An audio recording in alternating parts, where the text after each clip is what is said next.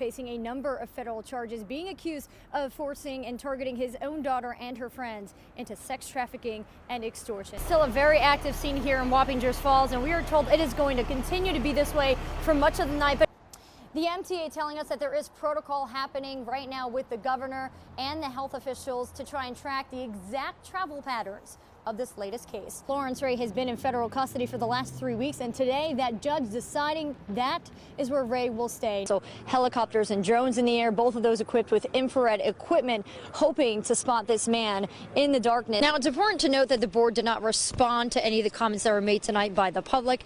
Gallagher's hearing is on Monday. Landry's is in May, and after both of those hearings, the officer assigned will make a recommendation to the board. A reminder as to why this move over law is so important and why these emergency crews need that room. So we did a little experiment to see just how well drivers are actually responding to the law, and more importantly, taking the safety of these emergency crews seriously. One of the things I want to point out is that all day today we have been in that neighborhood where their family was living and speaking to neighbors and parents, and the one thing so many of them are saying is that this family was loving and happy and that they are completely blindsided by this tragedy, and that's what makes it so hard for them to hear and what makes this press conference that's about to happen so important, with police hopefully putting together that timeline and what led to this tragedy. Now, the entire investigation started yesterday at about 2 o'clock. That's when police did their well check at the family's home. That well check sparked when the two kids, one who was in pre-K and the other second grade, did not show up to school. And when police arrived to that home, they found the family of 4 deceased. Now, sources do tell News 12 that the father was the one who killed the wife and kids with a knife and then took his own life. Still no word as to what may have sparked him to do that, but it's safe to say this entire community horrified and upset by the tragedy. You just don't know what goes on behind closed doors. And these people seem to have been such a normal, loving, happy family.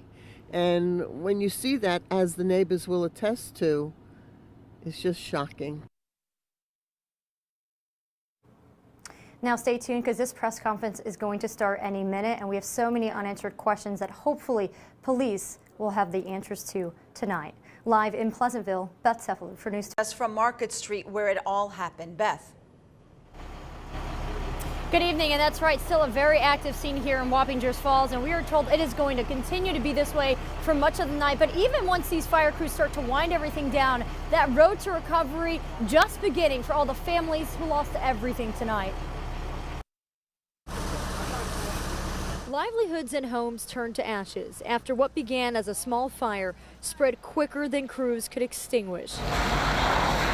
I was sitting there cutting somebody's hair, and my buddy who owns the pizza shop said, "Get out, your building's on fire." I come running out, and as you can see, the devastation. In total, 4 businesses were destroyed, including Mario Sandwich Company, which recently celebrated its 3-month anniversary. I'm not worried about all the equipment and stuff inside. I'm more worried about, the family heirlooms and pictures, and the place was named after my grandfather, so I'm worried about all that stuff. The fire chief tells News 12 the flame started on the outside of the 2nd floor.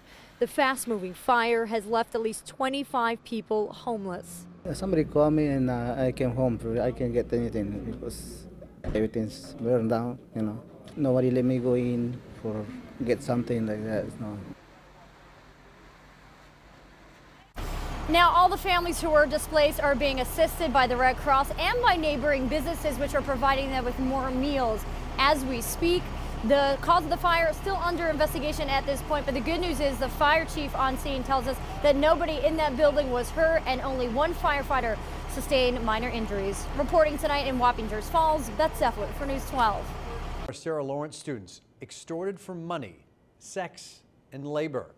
Shocking allegations that first surfaced last year and then today landed a father behind bars. Police say Lawrence Ray victimized his daughter and her friends for years. News 12's Beth Cefalu has that story. Chilling allegations surrounding former Sarah Lawrence college students trafficked and extorted.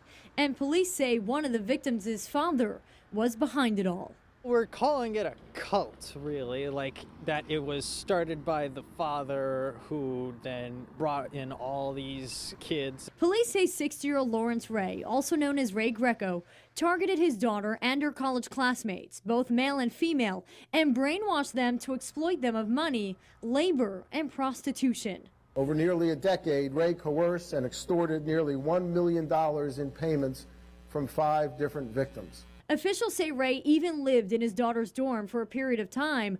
The college telling News 12 their own investigation doesn't substantiate the claim. This email was sent to students Tuesday from the college, informing them of what happened and assuring them, quote, the safety and well-being of our students and alumni is a priority. I heard about it, rumors about it earlier, and to see the building that it supposedly happened in and to walk past that is scary. Police say one of Ray's control tactics included subjecting victims to interrogation. On one occasion, as alleged, Ray tied this victim to a chair, placed a plastic bag over her head, and almost suffocated her.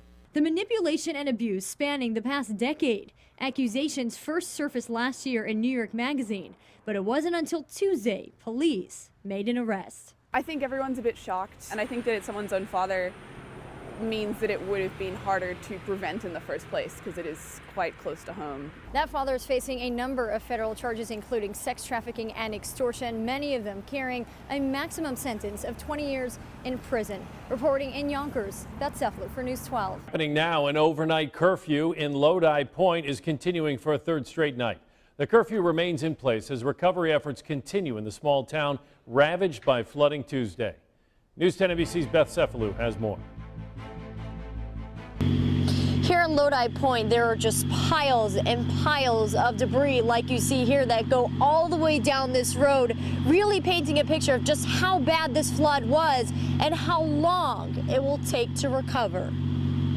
The small town of Lodi still devastated, with homes destroyed, debris all around, and families forced to start over. So I do have right there is what I'm really going to be using. This homeowner got emotional as he sifted through a flood kit he picked up at the fire station. By Sunday, we should be clean in the basement, and then get with the insurance company and figure out, what can we do? We lost everything. Piles of donations are pouring in, hoping to give families some relief. In addition to all the food and water, families are also being provided cleanup kits. They're being distributed by the Red Cross, the Salvation Army, and the Health Department, but all the kits nearly gone. This is all that remains. Among those donating, a mom of 2 and 911 dispatcher who was working the night of the floods. Probably been the toughest time of my job that I up to this date, and it'll be a dispatcher for 4 years in October, and it'll be one I won't forget. You want to cry, but you have to move forward. As the community rebuilds, crews are working on repairs and recovery, removing massive amounts of debris from neighborhoods and the lake. It's an amazing amount. When water decides to move things, it can really move things in a hurry, and that's what we experienced here in the flash floods. As of Thursday, there are 20 condemned homes and homes without power. The number can still fluctuate as crews comb through the destruction. We're still trying to render the area safe. We're still trying to get our teams in here so that we can do a drill down and do a better assessment of the damage here. A community rebuilding day by day, slowly, together. A lot of hard work, a lot of grief. No deaths in the floods and no major injuries, which is a good thing, but still this devastation taking an enormous emotional toll on this community. In Lodi tonight, Beth Cefalu for News 10 NBC.